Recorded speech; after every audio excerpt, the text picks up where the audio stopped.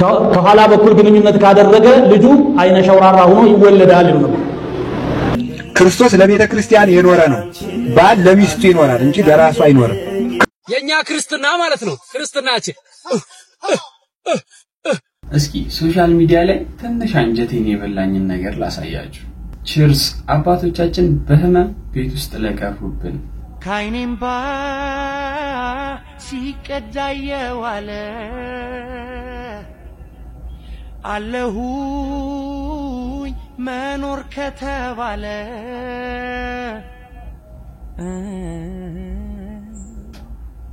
እስሚን ክትንዳለ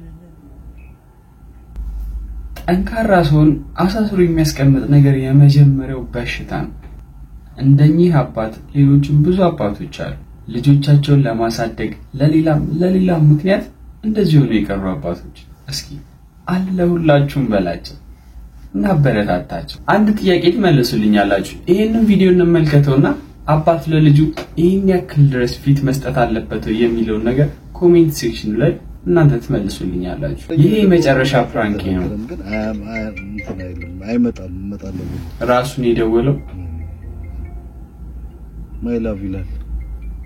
የማስካን ስልክ ነው ማሚ ተናቸው የሱን ስልክ እንደዚህ ሲባላል ስልክ ሲባላልኩ የሱን እንደዚህ ብዬ ሲባላራኩም ነው እና ሌላ ሰው ነው እንደዚህ ጀመርክ ማለት እስቲ አናግራለ ማለት ነው አሉ ተዘጋ ማለት ምንድነው እሱ? አይ ማይላቭ ሌላ ሰው ስልክ ነው ይነካምኝ ነው።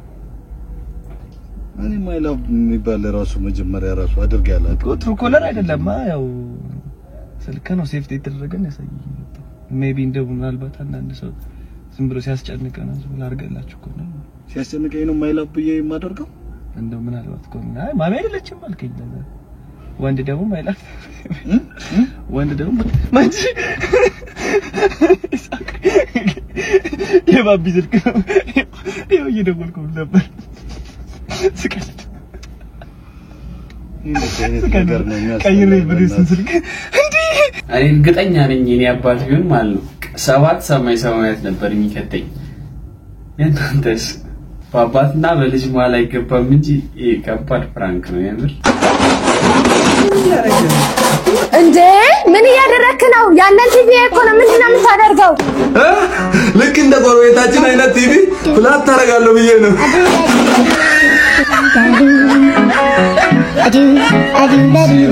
እግዚኦ አለመማር ደጉ አለመማር ወይስ አለማስተዋል? አንገቴ ይበጠሳል እንጂ ማተቤ አልበጠስም እሺ ውሻ ከዚህ በኋላ አጠገቤ እንዳደሽ ወደ ቆሻሻ አንቺ በጣም ቆሻሻ ሰው ነሽ እሺ አንቺ ነሽን ትቀይራለሽ ለውስስ ብለሽ ለውስስ ለገንዘብ መሬት ትቀይራለሽ አንቺ ካሽ ይጥፋሽ እርኩስ ነሽ እሺ አጠገቤ እንዳደሽ ካሁን በኋላ እነዚህ ካለሰሪ ሰዋል አጠገቤ እንዳደሽ እሺ ሰሞኑን እንግዲህ የሃይማኖት ጉዳይ በጣም አነጋጋሪ ሆኗል። እቺ ልጅም ለእምነቷ የቆመችበት መንገድ በጣም ደስ ይላል። የመጀመሪያው ደግሞ ሃይማኖትን በጣም መነጋገሪያ እንዲሆን ካደረጉት ሰዎች መካከል እሸቱ ነው።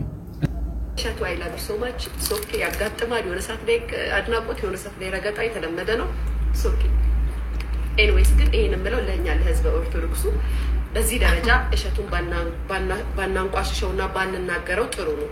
አቅም ያለን ብንናገር ጥሩ ነው። አቅም የሌለን ዝም ብለን ሶሻል ሚዲያ ላይ መጥተን እሸቱ እንደዚህ አለ ከስብ እንደዚህ አለ እሱ እንደዚህ አይባልም አይባልም ተው እንጂ ሀገር የለባቸው እንዴ እሺ ነው እሺ አረስማ ግፋችሁ ግን እንዴ ያማ ቆረቆንዳ ምን እንዳለው ወይ ያቀርገ አንተብዬ ከገጠር እንደውም ሰው አደረገ ከተማ ብትከ ኢትዮጵያኖች ጋር እንድትገናኝ አደረገ። አንተ ዮናስ ምን ነው የሚሉክ አንተ የርጉዝም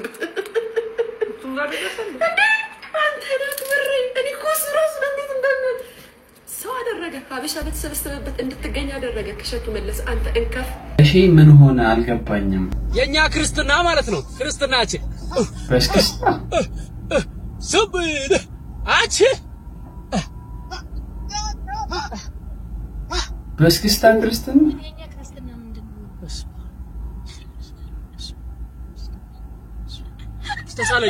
ተሳለኝ ይህ ነገር ይመስለኛል ጠዋት ቤተክርስቲያን ማታ ጭፈራ ቤት የሚለውን ታሪክ ለማስታወስ ነው። አውቃለሁ ማለት እንግዲህ እንደዚህ ገደል ውስጥ ይከታል። ሳናስበው የሷፍ ውስጥ እንወድቃለን። ክፉ አስቦት አይመስለኝም። የቀበጡ ለት ይባላል። እንደውም እሸቱ እንደዚህ አይነት ችግር ውስጥ የገባ ይመስለኛል። እስኪ ይሄን ቪዲዮ እንመልከተው።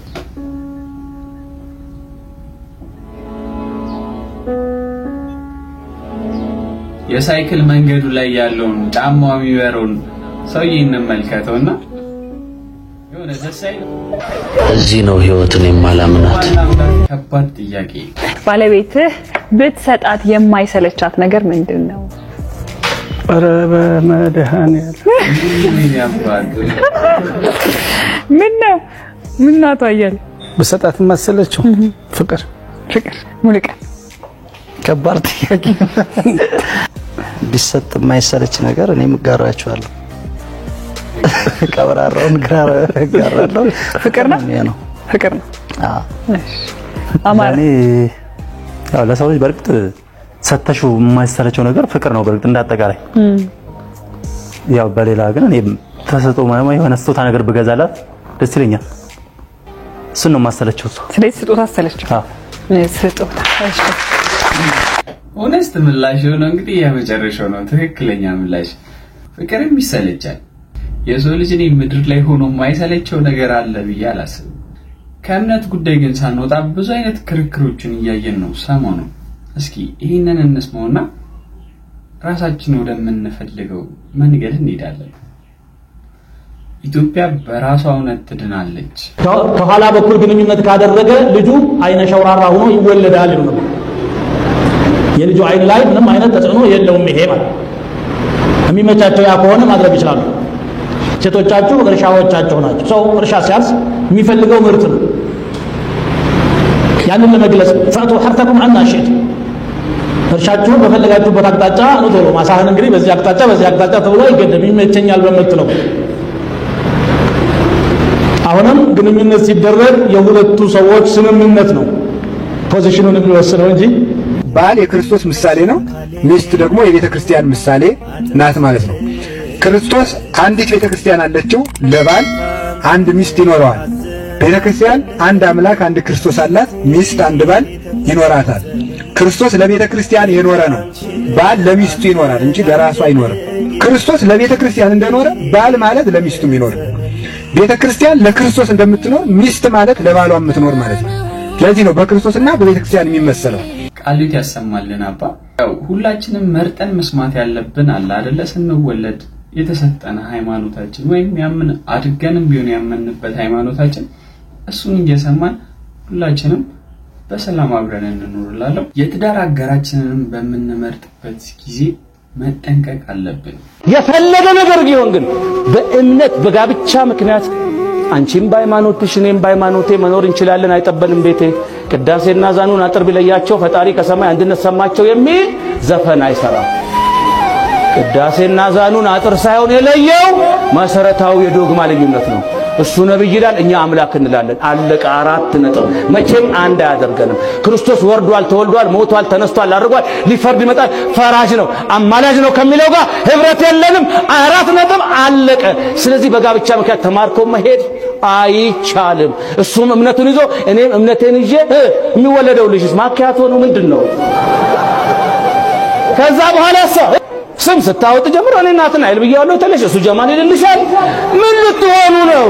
ዛሬ በፍቅር ሰበብ ወንድና ሴት በሐራም መንገድ ጓደኝነት ይጀምራሉ። በተለይ ካፊሩ ላንቺ ብዬ ልስለምልሽ ይልና ያጣላታል። ለምን ላኢላሃ ኢላላህ ሙሐመዱር ረሱሉላህ ታላ ሰልሟል ማለት ነው ብላ ትጣለላለች። ለነሱ በንግግር የሚገኝ ኩፍር ወይ ኢማን ስለሌለ በዲናቸው ከልቤ እስካላመንኩ ድረስ በምላሴ እንደፈለኩ ብናገር ምንም ችግር የለውም ስለሆነ ለዲኑ የሱን ዲን ስለማይነካበት በምላሱ ላኢላሃ ኢላላህ ብሎ እሷን መያዝ ግን ይፈልጋል። ከዛ ነገ ካረገዘች ወይ ከወለደች በኋላ ወደ እምነቴ ተመልሻለሁ ፈቃደኛ ከሆንሽ እኔን ላለማጣት ነይ ወደ እኔ ኩፍር ነው የሚለው። እህቶቻችንን በዚህ መልክ ነው የሚያታልሏቸው። የኛ ወንድሞች ግማሹ በጫት በምን የደነዘዘ ስለሆነ ከጋብቻ ይርቃላ። ይሄንን ቀዳዳ አይሸፍንም። በእንደዚህ አይነት ነገር ዲናችን እየተፈተነ ስለሆነ አላህን ልንፈራ ይገባል። በዲናችን እንጽና። ወንድሞችም ለእህቶች ፈተና ላይ መውደቅ ሰበብ መሆን የለብንም። እስቲ ሙስሊሙን ሰማን፣ ኦርቶዶክስን ሰማን፣ ፕሮቴስታንቶች ምን ይላሉ? ተሳስተህም አግባ ወደህም አግባ ከገባህ በኋላ ሚስት አንደኛ ናት። ተሳስቻለሁ እና ልትቀይር ነው? አይሆንም። ይኸውልህ በምንም ሁኔታ አግባ ሚስትህን።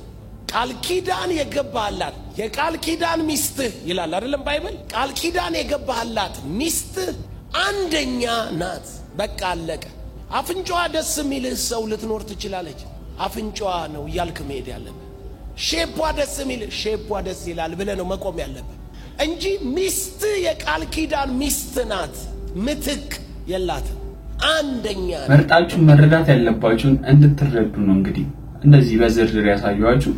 ሁላችሁም በተጻፈላችሁ ሃይማኖት በተቀበላችሁት ሃይማኖት የምታስቡትን መደረግ አለበት የምትሉትን ማድረግ ትችላላችሁ። ግን ሰላምን እያሰባችሁ ከማንም ጋር ሳትጋጩ ነው መሆን ያለበት። ምንም ሙስሊም በሆንም በኦርቶዶክስ ተዋህዶ ሲመጡብኝ ትንሽ ያመኛል። አብሬ ስላደኩኝ በጎዶሎ ብሔርም ደግሞ መኖር አልችልም። ስለዚህ የፍስግና የጾም እንኳን በሰላም እንዴት ነበረ? ኢድ ሙባረክ ምንድን ነው? እስኪ ከግርግሩ ወጣ እንበልና ቤታችን ውስጥ ደግሞ እስኪ እንግባ። ቤታችን ውስጥ ከመጸዳጃ ቤት የበለጠ ቆሻሻ ነገሮች እንዳሉ ብዙ ሰዎች አያውቁም። ሰው ዛሬ በፈንፋክታችን ከሽንት ቤት የበለጠ ቆሻሻ የሆኑ ነገሮች ቤታችን ውስጥ የሚገኙ ነገሮች ልንገራችሁ። ቆሻሻ ሲባል ደግሞ የሚለካው በባክቴሪያ ቁጥር ነው። ከመጸዳጃ ቤት የበለጠ ባክቴሪያ ቁጥር ስላላቸው ማለት ነው። የመጀመሪያው ሪሞት የቲቪ ሪሞት በጣም ቆሻሻ ነው። በጣም ሁለተኛው ደግሞ የመብራት ከሽንት ቤት በላይ እሱም በጣም ቆሻሻ ነው። ሶስተኛ የበር እጅታ በተለይ ደግሞ ኪችን አካባቢ የሆነ የበር እጅታ በጣም ቆሻሻ ነው። አራተኛው ደግሞ የራሳችን ስልክ ያው አይነገረን ምን ያህል ቆሻሻ ነው። አረ በማርያም እንዲህ ስልክ ይዤ የሚበላ ምናምን ሰውስ ኦልሞስት አንደኛ ቆሻሻ የሚባለው ነገር is እንዳትናደዱ ይሄን ስነግራችሁ የኪችን የእቃ ማጠቢያ ስፖንጅ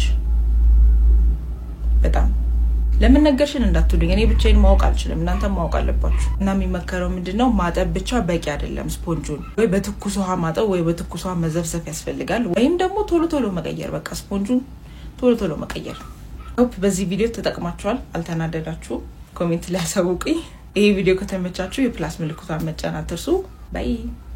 የማገምቱት የማጠብቁት የቤት እንስሳትን ጥቀስ። ውሻ፣ ድመት፣ በግ፣ ፍየል፣ ዶሮ፣ በርበሬ ነው። ነፃነት ዶሮ እና በርበሬ ነው ያልከው?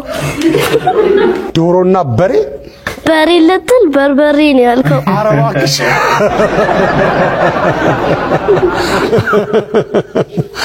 ዶሮና በርበሬ የቤት እንስሳ በርበሬ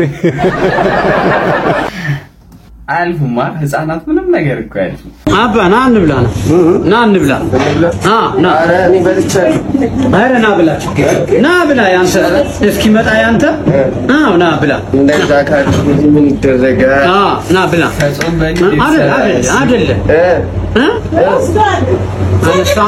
ምን ነው አይ ምልህ እንትን ነው ምንድን ነው ቪዲዮን ተወጣ በኋላ ጨዋታ አለ ብለሃል እንዴ? ቪዲዮን ተወጣ በኋላ ጨዋታ የለም። በዛው አባ ሂሳቡንም ቀልቅለው እሺ ቀልቅለው። ኧረ ወንድሜ ና በጣም ምን ቀር በቃ ታጥባለህ። ዋናውን ካነሳበት በኋላ ዲፈረሰኛውን ካነሳ ወርቁ አይሰራው እንዴ ደገመው። አንዳንድ ወንዶች ደሃ በመሆናቸው የሚያዝኑባቸው ሰዎች አሉ አይደለ? እንዳታዝኑ፣ የምር እንዳታዝኑ። እነዚህ ሴቶች ማለት ነው ወይ ቤተሰብ ታሞባቸው ወይ ገንዘብ አጥተው ወይ ተስፋ ቆርጠው ምናምን እነዛ ሰዎች ጋር የሚሄዱታል። እናንተ ጋር ግን ልባቸው ንጹህ የሆኑ ሴቶች ይመጣሉ። የምር እንዳቀም። በዛሬ እንግዲህ ይላችሁ የመጣቸው ቪዲዮዎች እነዚህ ነበሩ። ወዳችሁታል ብዬ ተስፋ አድርጋለሁ። በቀጣይ ቪዲዮ እስከማገኛችሁ ድረስ ቸር ቆዩልኝ።